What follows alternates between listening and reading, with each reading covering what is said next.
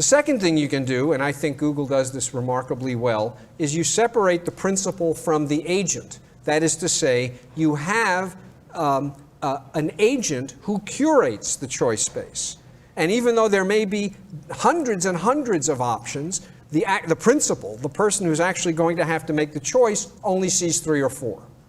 And you have wisely structured the choice domain and filtered out options so that not only does the principal only see 3 or 4, but it's just the right 3 or 4. And it doesn't matter under those conditions how many options are out there, because the only ones that the principal sees are the ones that matter. And the last thing that you can do is pay attention to what economist Richard Thaler and law professor Cass Sunstein refer to as choice architecture. Pay attention to how options are structured so that you make it as easy as possible for people to choose at all and to choose well. And the most important characteristic of choice architecture is to pay attention to what happens when people do nothing. People do nothing a lot. They're busy, they're distracted, they're overwhelmed, they do nothing. In a study of organ donation, 90-something% of Americans approve of organ donation, 26% of Americans are organ donors, right? 1/4 of the people in the United States who think organ donation is a good idea are actually organ donors. If you look in Europe, where they also use driver's license renewal as an opportunity to get organ donors, you see that there are many countries in Europe where virtually everyone is an organ donor, and there are a few that look like the United States. So what's the difference between the countries on the left and the countries on the right? The difference is the countries on the right, you are an organ donor unless you opt out.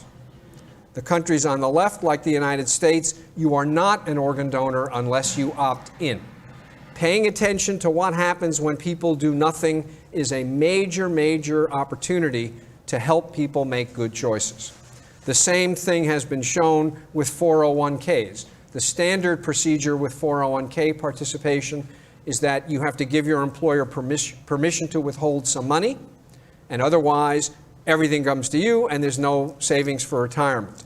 If you switch the default so that money is automatically withheld from your paycheck unless you tell the employer not to, you triple the rate of 401k participation.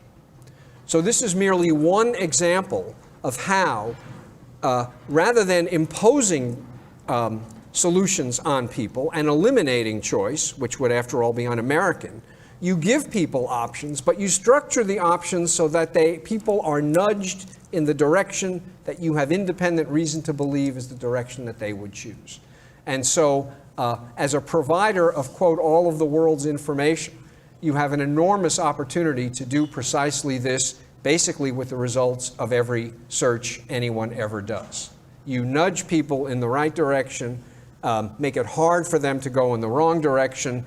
People are nonetheless free to look at the 75,822nd ranked result of a Google search if they want to, but you're making it easy for them to look at the results that are most likely to be the results they care about.